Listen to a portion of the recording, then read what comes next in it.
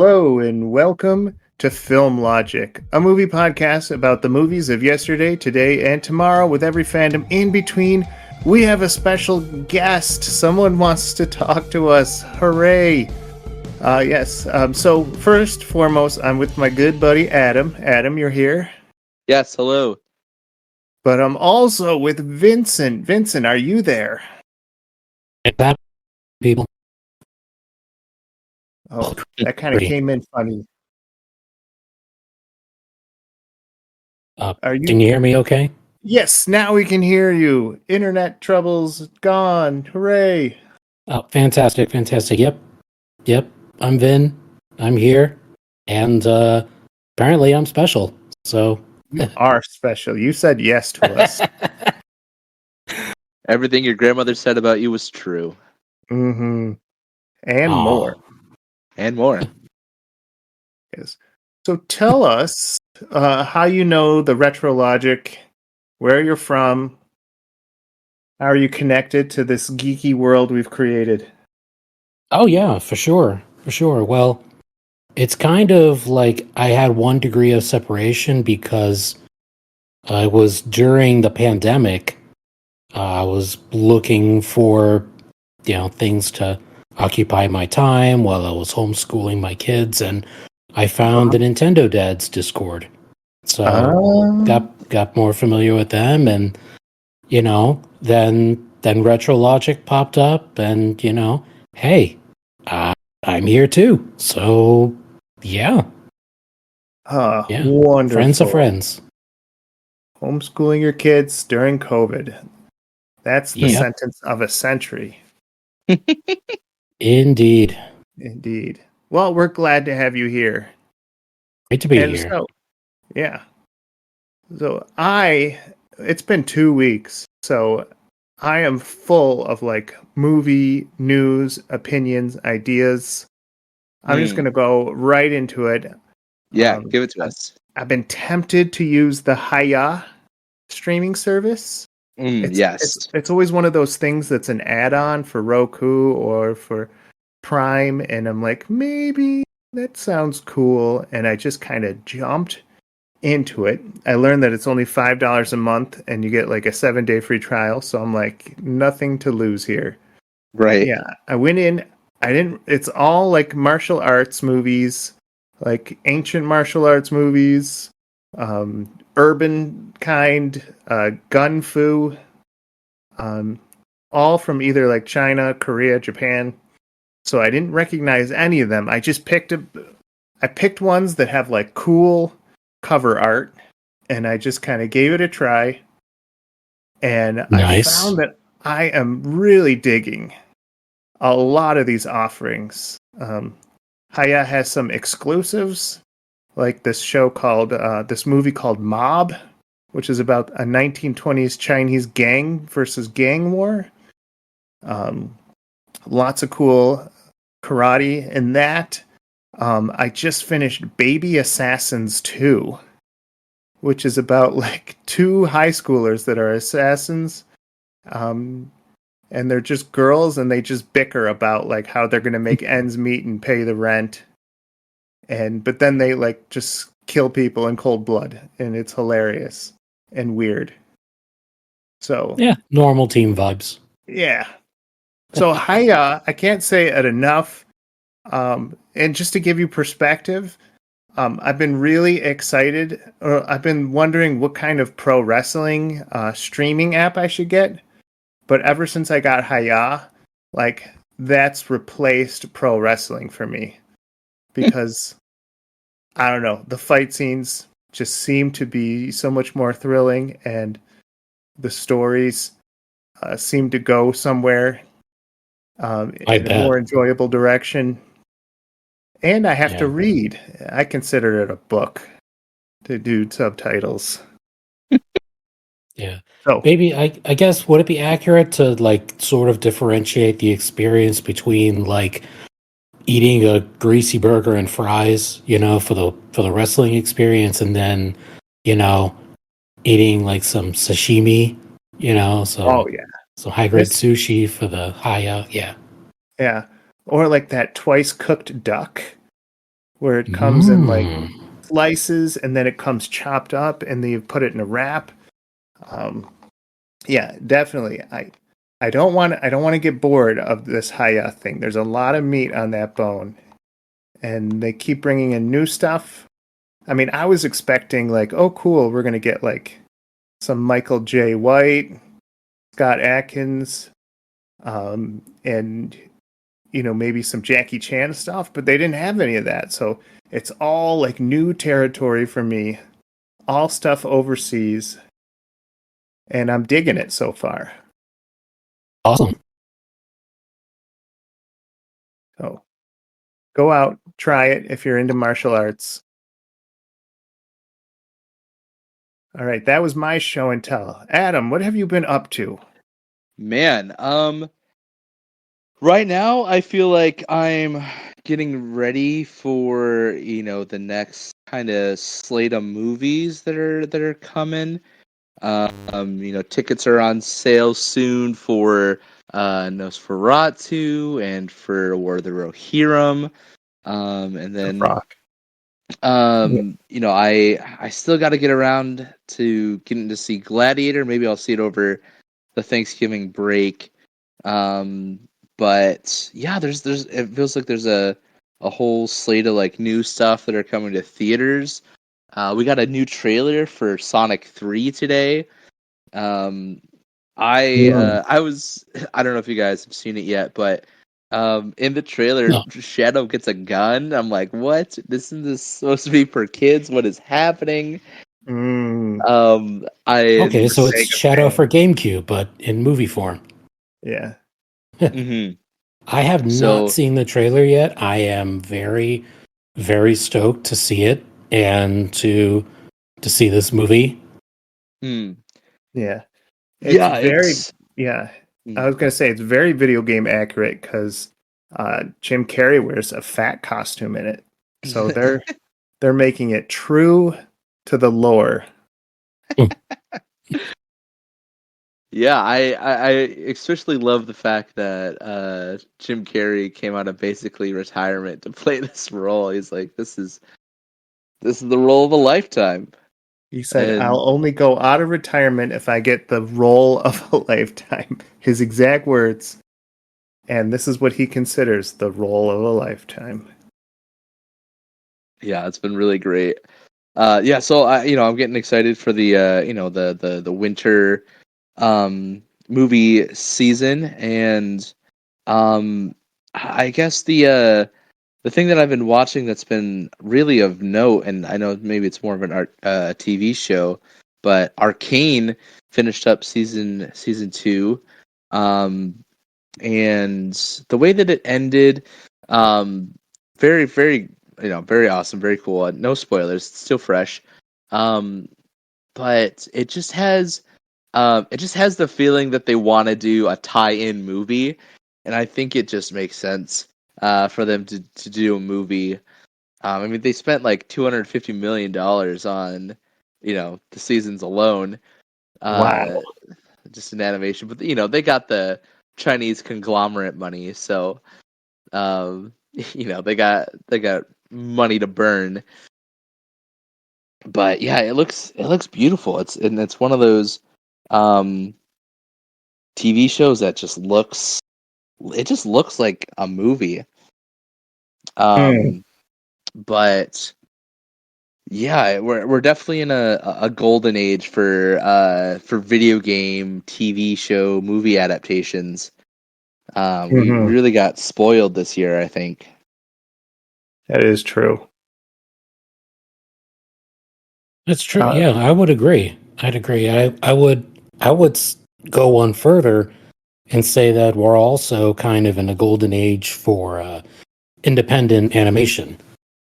That's kind of where I come from. I really enjoy animation, and if you guys haven't seen anything promoted by Glitch Studios, I mean, I'm talking Murder Drones, Amazing Digital Circus, Punch Forever, just all kinds of great stuff in the world of independent animation. Like, you know, again, like Adam was saying, we are really getting spoiled for sure. Yeah, Yeah, every didn't they just sign something with Netflix to do like a show or something? Yeah, Amazing Digital Circus is now on Netflix.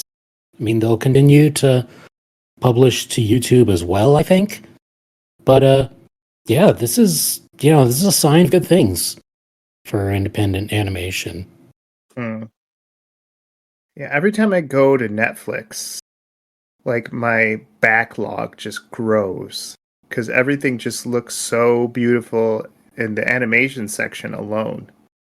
And so I can't go to Netflix anymore because like I still have to get through the animated Scott Pilgrim series, and That's there's still on the list. yeah, there's not enough hours in the day. Right. Do they pay you to get through your backlog? Because I could make it a 40-hour-a-week job. Sign for that. Beat. Mm-hmm. Well, Vincent, you're breaking up on my end. I hope it's not in the recording, but we'll see. Oh no. Oh, now you're good again. That's not good. Okay. You're getting hit Yeah, by Wi-Fi waves. Yeah, I may have to do a little bit of tweaking on my end. That's okay. We can do a little song and dance, distract the audience. Well, let us know when you go off, and then we'll go off on tangents. Adam, this Lord of the Rings animated movie that's coming out. Yes. For some reason, I feel like it's going to get like the first opening scene. I'm going to be like, yep, this is better than all the Lord of the Rings we've ever gotten. Whoa. Just because I have such a bias for cartoons. That's certainly a statement considering the first trilogy is, you know, the most decorated movies of all time.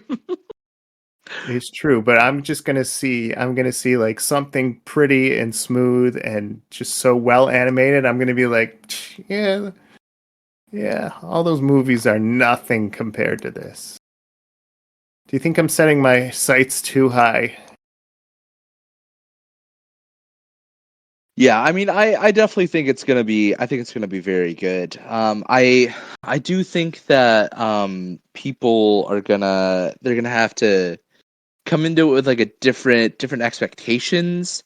I think if they go into it viewing this as like an original project that kind of takes place in the world, it's gonna be really awesome, I think. And you know, the guy they have directing it, Kenji, he's, forgive me for the pronunciations, but Kenji Kamiyama, he's, you know, I've talked about this before, but he's an absolute rock star. You know, he's worked on stuff like, you know, little movies like Akira and Kiki's Delivery Service, and you know, little known animes like, you know, Ghost in the Shell. And, you know, so I like those you know, credentials. Yeah, you know, really, you know, real small time sort of guy. Yeah. But yeah, no. So it's in great hands, and the original production and writing team from the original series is gonna be there, that helped write. And yeah, it's gonna be awesome. Yeah, but I can't wait. I can't wait to see it. I do think it's gonna be it's gonna be must watch, especially for me. Nice. Yeah. It's hard to think that, I don't know, maybe I'm jinxing myself. It's hard to think that this movie could disappoint anyone. Maybe because I have no idea what the kind of story is, and maybe I'm a little bit relieved that it's going to be centered on a war, not so much like a whole epic 3-part story. Am I wrong to assume that it's going to have a beginning, a middle, and an end, and I won't have to wait for future iterations? Yeah, the story. I mean, so the issue I think that people are going to have is that a lot of these extra, like the Rings of Power and this movie, they're from. It's the problem is like twofold. One is they can only use what is licensed fully from the Tolkien estate. So what the Tolkien estate likes to do is like allow you to use some things, but not all, like not everything. Yeah. So they have to get creative with their, the workarounds.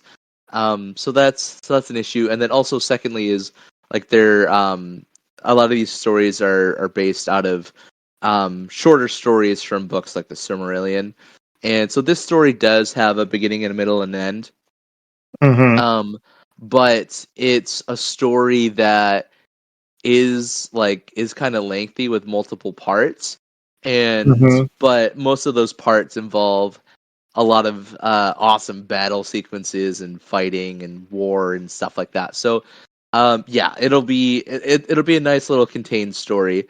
And yeah, and by the end of it, we'll kind of see some we'll even see some familiar characters from the original trilogy. Yeah.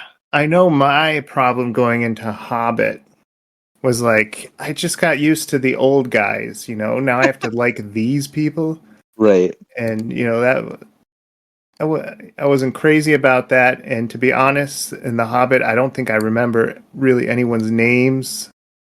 Um, ashamedly, I'm not a huge Lord of the Rings nerd. So, um, but I know, Adam, you have like years and years of background knowledge on this. So, Yeah, I mean, it's just a product of yeah, just falling in love with the movies and having a dad that was like, "Hey, you like those movies? You should read the book." And then, years later, just YouTube holes, lore dives. But uh, yeah, it'll be really great. And I I didn't think that I would see in my lifetime two of my loves, one of anime and two of Lord of the Rings combining together. Certainly wasn't on my mhm. bingo card, but I'm glad. I'm all for it.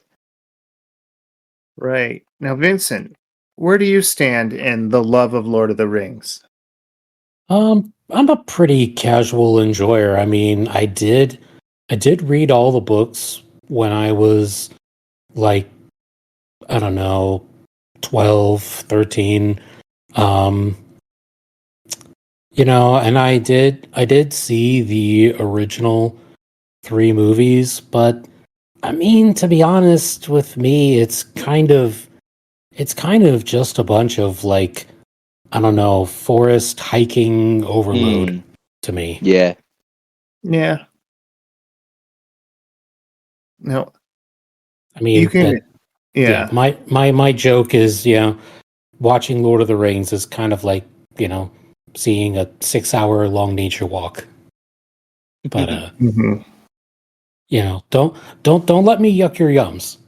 You know? No, I think if anything, Tolkien would take that as a compliment. He was very much a naturalist, so uh, I think he would take that as a compliment.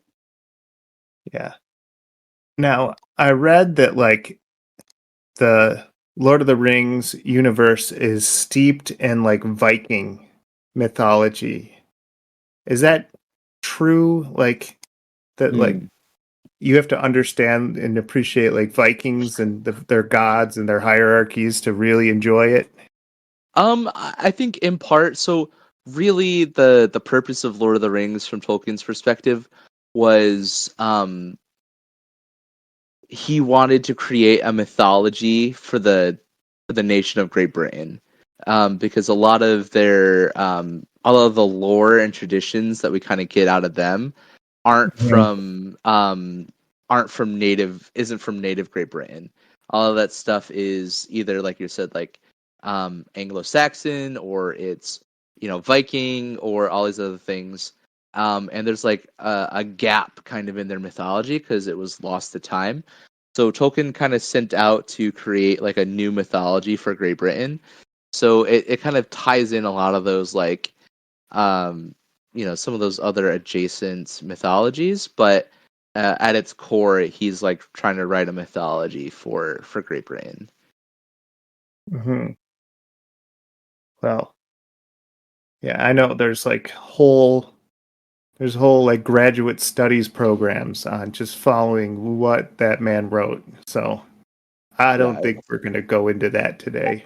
Certainly, and yeah, and I'm fully aware of it takes a special kind of someone to really be all about Lord of the Rings. You kind of, as you become more and more of a nerd as you grow up, you kind of realize time is really short, and you got to pick and choose what's important to you and really dig into it, right? Like, Yeah. the reason that there's Star Trek and Star Wars people is because you just can't you can't dive into the lore both.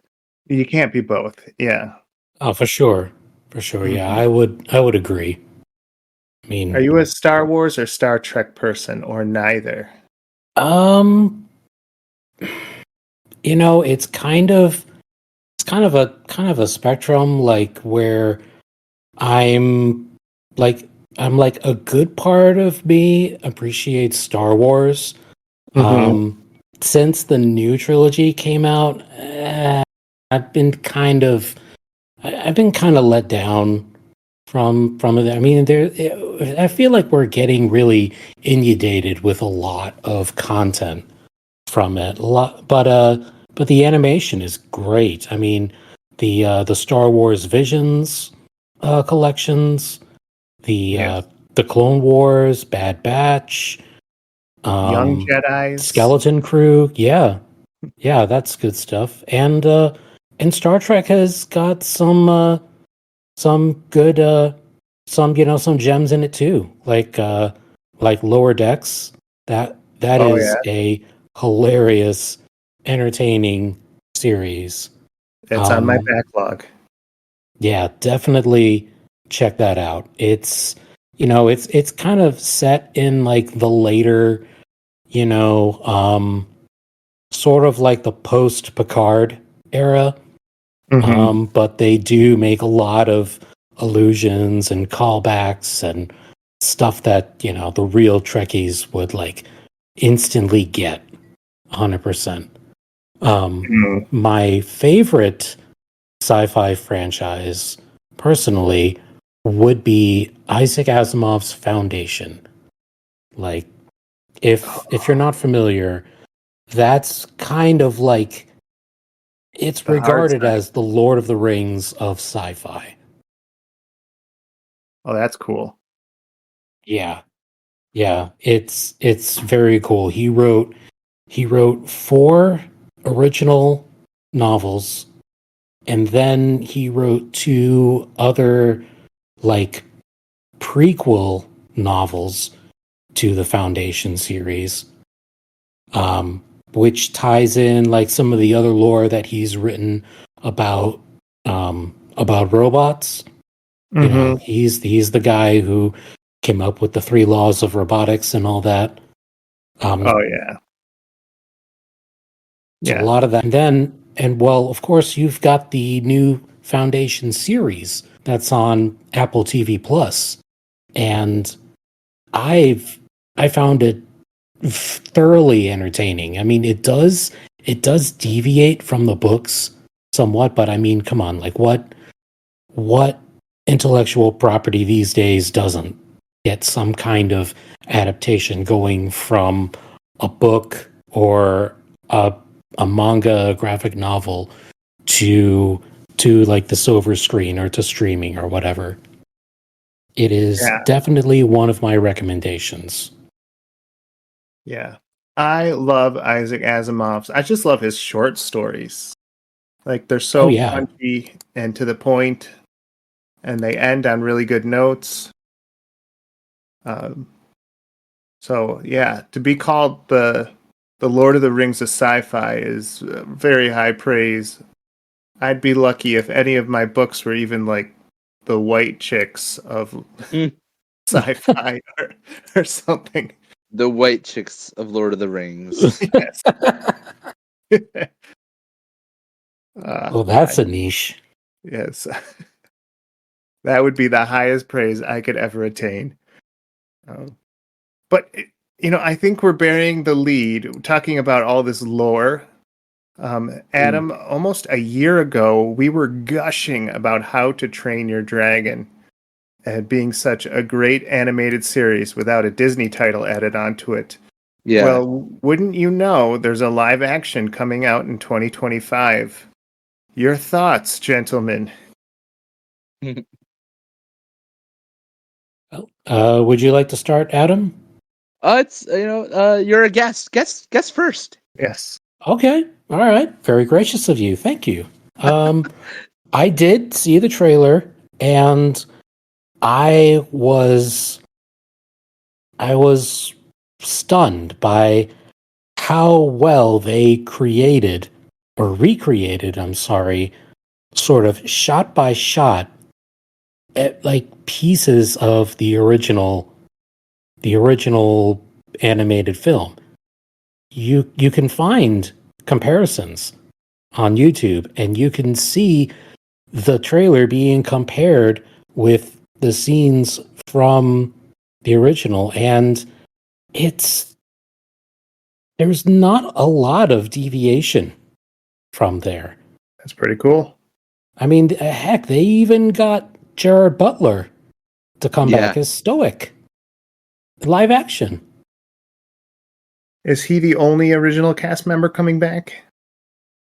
Or is there more? I do not know. But yeah, I don't know what to make of this. I mean, I feel like stories could be well told, depending on how do I explain it? It's not a bad thing if a filmmaker decides to adhere 100% to the source material of whatever they're remaking. That in itself is it's not bad. It's very admirable, I think, to try to take on a challenge like that, but it's the way in which that the story is told. There's just not enough in the trailer, I think, to really glean like how good of a story this is going to be. Right. So, are you saying you won't be disappointed if it's a shot for shot, like same script, kind of what they did there was another movie that just like reused the exact same script when they rebooted it. I want to say I won't be disappointed if it's recreated shot by shot and the dialogue is well written. If there's good cinematography, if there are things that sort of tell a story by showing us, not just by spelling it out ad nauseum from a script. I will certainly not be disappointed if those expectations of mine are met.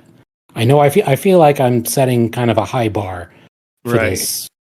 Well, you're basically giving them permission to do the exact same movie, which it wasn't broke. So, that they wouldn't be dumb to go that route. Now, what Hollywood usually does is they're like, ooh, we want to take this in a new direction,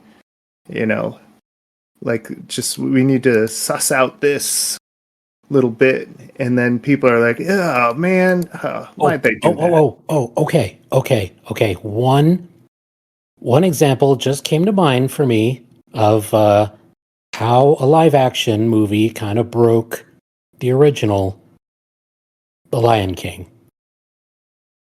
I don't know. Broke or good broke? Bad broke. Okay.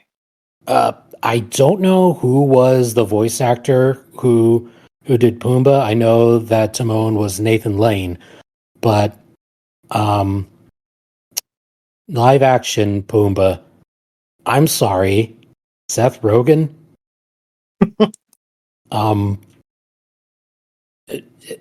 It's. I mean, that's. It's a little too gross, even for Pumbaa's sake. I think that's saying something. I mean, was Zazu, was he played by Rowan Atkinson again? Or did they recast that role?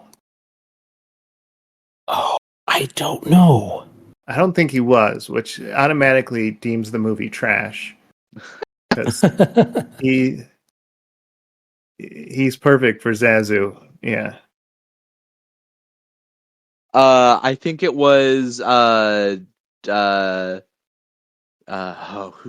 what's his name? He does Last Week Tonight. John Oliver. That John guy, Oliver. or something. John Oliver. Yeah. Voiced Zazu. Yeah. I prefer to know him as the guy from Community. Yeah. Yeah.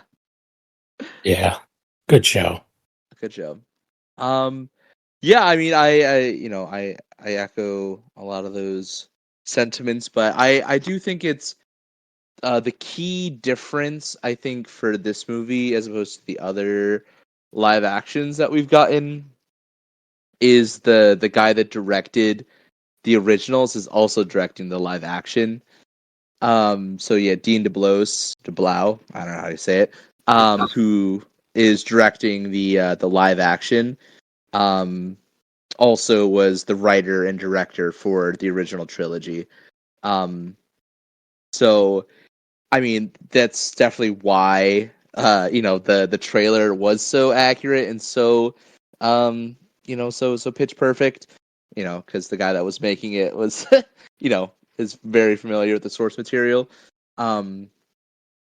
So yeah, I think with solid direction from him, and with the really solid cast, they got a really great young cast. Mason Thames is playing Hiccup, who Mike, you might remember from the movie Black Phone. Is playing Hiccup, the main male lead, and who originally played Hiccup? Jay Burchell, I think. Yeah, Jay Burchell. Yeah. He's probably too old to be right. Yeah, probably. Yeah, and they have the wonderful Nico Parker playing Astrid, which is great news because she's fantastic in The Last of Us. And so this is kind of her. I mean, she was in Dumbo, the Tim Burton one, but this is kind of like her really big role coming out, and the wonderful Nick Frost is in it, and of course Gerard Butler, and so it's just a really solid, awesome cast, and so I think it's in good hands. I mean, I would be a little worried about it if it was in anybody else's hands and be like, why are we getting this? But yeah, I think with Dean at the helm of this, I think it's gonna be a home run. I think it'll be good. The question is, will people want to go see it? Is the fatigue of these remakes real? Maybe a little bit, but if this is 80% of that original trilogy, 70% of that original trilogy, I don't know, they'll probably say it's worth it. Mm-hmm. Yeah, knowing that it is the original writer director back in the driver's seat for this one, it does put my mind at ease a little bit more. Mm-hmm. Yeah. Sure. Yeah, it's funny because the director Dean DeBlows, I don't know how to say his name. He also did Lilo and Stitch, which is also getting a live action remake, but he is obviously not working on on that. But yeah, he's got like a really tight little, he doesn't have an extensive filmography, but each one is just a banger after banger, right? Like he worked on Mulan, he worked on Lilo and Stitch, he did How to Train Your Dragon, and then so now he's doing that live action, and then he's got a couple, so he's got a nice little filmography going. So I think he'll do really great. You're burying the lead. He wrote for the video game Disney Infinity 3.0. So, I don't know that, but that's great. yeah. So, and this is in the face of Mufasa coming out. I saw the trailer, and it's all about Mufasa as a kid, a cub, and he's friends with Scar, which you don't name your child Scar if you want them to turn into a good guy. Yeah. True. So, yeah. Now, originally, people said that The Lion King is just it remakes this. I think it's a Japanese the Simba the White Lion. Yeah. And other people say it just totally ripped off Hamlet. Uncle both getting true, revenge both on true. dad. Both could be true. Oh yeah. Yeah. So I don't know if this Mufasa backstory just further proves that, or the way did Hamlet need a prequel? Well, I'm sure there could be one if you gave it to Disney. Oh, yeah. Good grief. There could be a whole freaking cinematic universe around Hamlet. Oh, the SCU.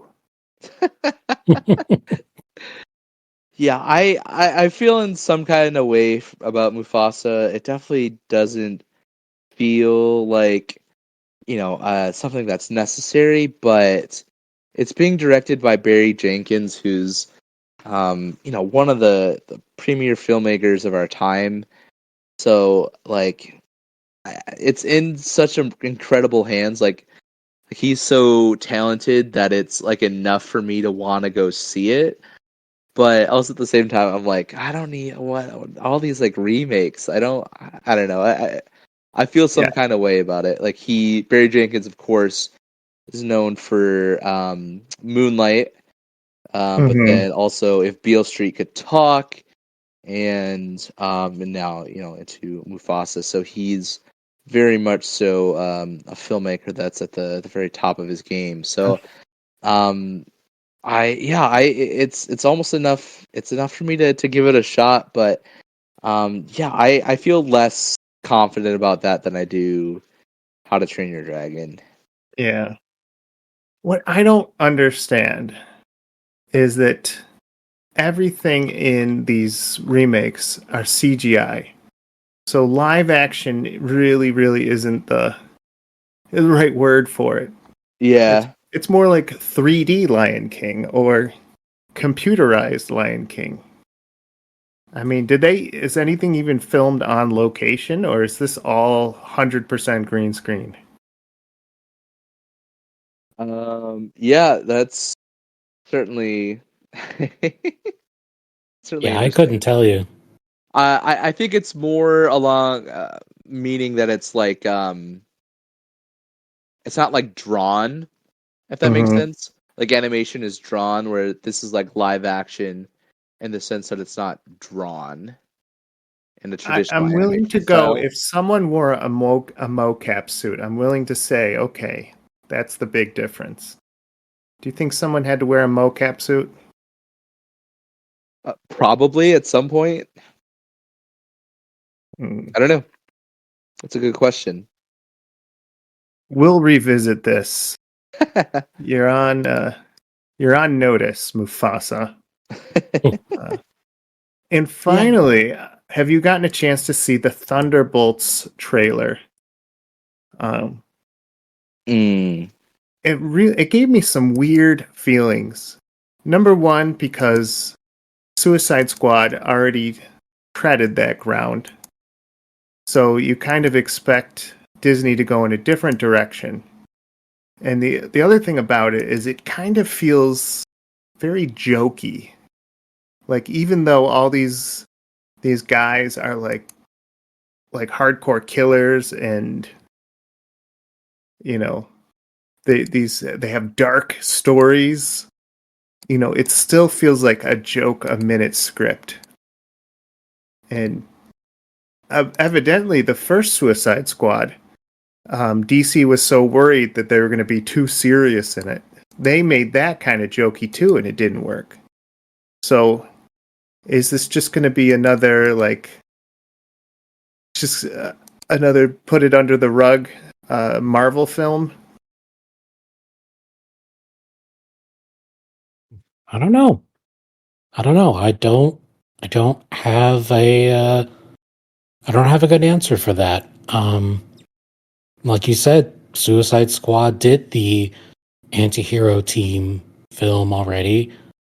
I don't think either outing went too well for them. So why Disney would be, taking a crack at it is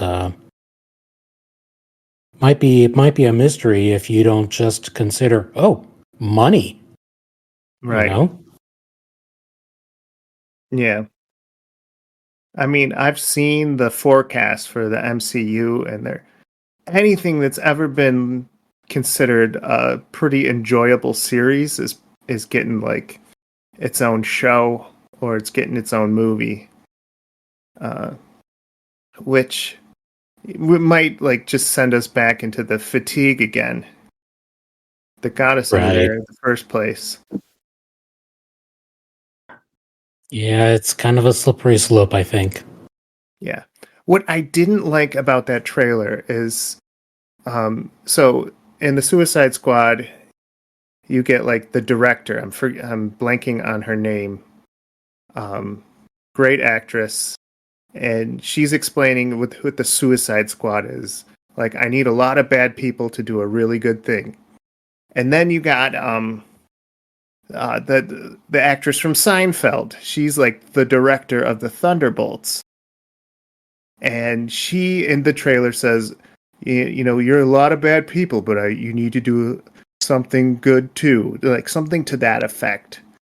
And it's almost like, oh my gosh, is everything just going to be like just comparative to that, trope for trope?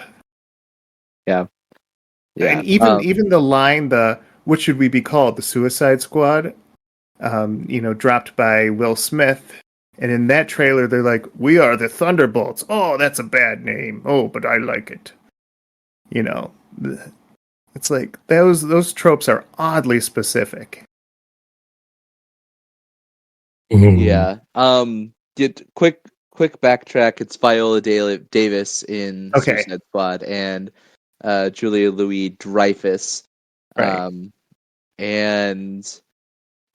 Yeah, I mean, I don't know. I'm just I've been so checked out from the MCU for a while. So, I mean, I don't really think it's so much the MCU trying to rip off the Suicide Squad as much as it just feels like, oh, this is how Marvel would write a group of anti-heroes.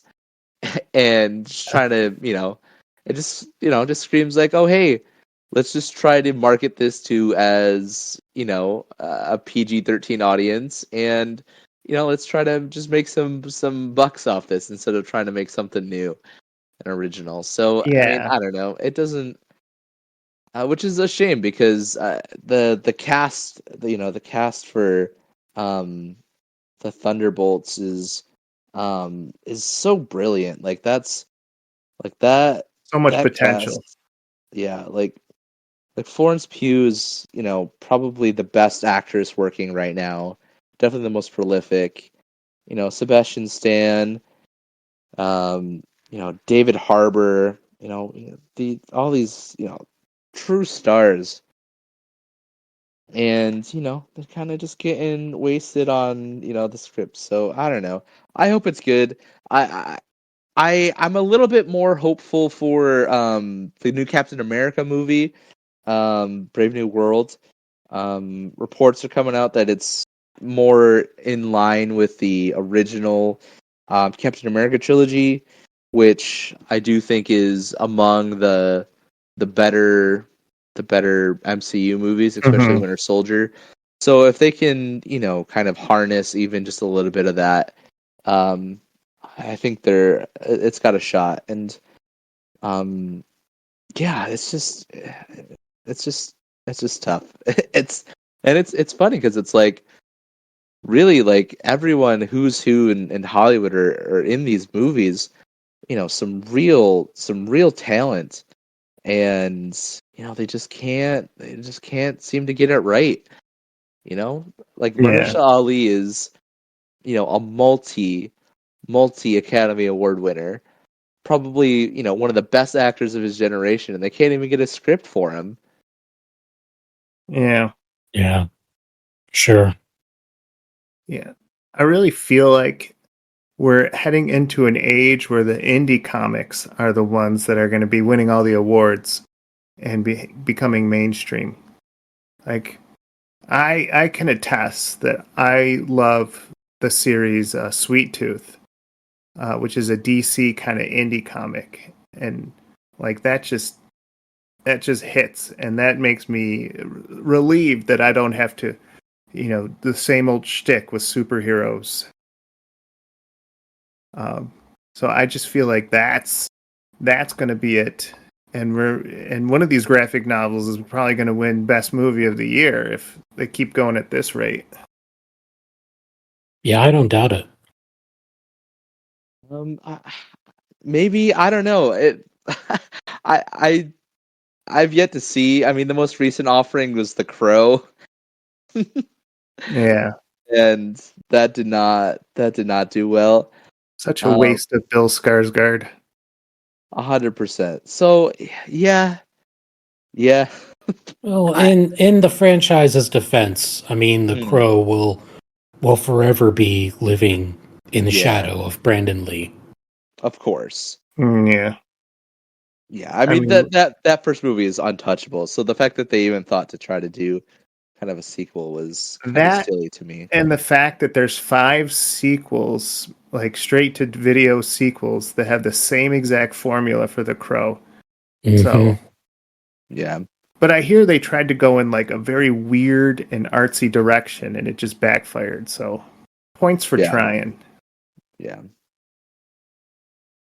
So I mean, I definitely I want to see it, but it does it just feels like everything that's coming out that's like indie is like going the Invincible route. It's just like, okay, how egregious, how or like The Boys, right? It's just like how bloody, how raunchy, how ridiculous can we get?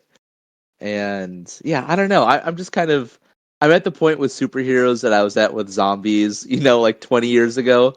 I'm just like, Mhm. okay, let's try something different. This is well trod, and let's see something new. I agree. Yeah, zombies kind of just faded out. Yeah, Yeah. and Marvel's trying to bring that back too. Oh yeah. Mhm. Yeah. Well, I've exhausted all of our talk points today, and this would conclude the first half of our film logic. And I want to thank everyone, including our special guest, Vincent, for joining us, talking about movies. As you know, we'll never not talk about movies. So Mhm. we enjoyed your input. The And honor was mine, gentlemen. absolutely. And so catch us when next week we're going to be talking about the movie for part of our to be decided called Cash Storm, which is about money getting sucked up into a supercell. Exciting. So catch that next week, and thank you everyone for making To Be Decided such a hit. Yeah. And we look forward to making even more of those. So, anyways, I've been Mike. I'm Adam. And I'm Vin. Hello. And thank you for catching us on Film Logic.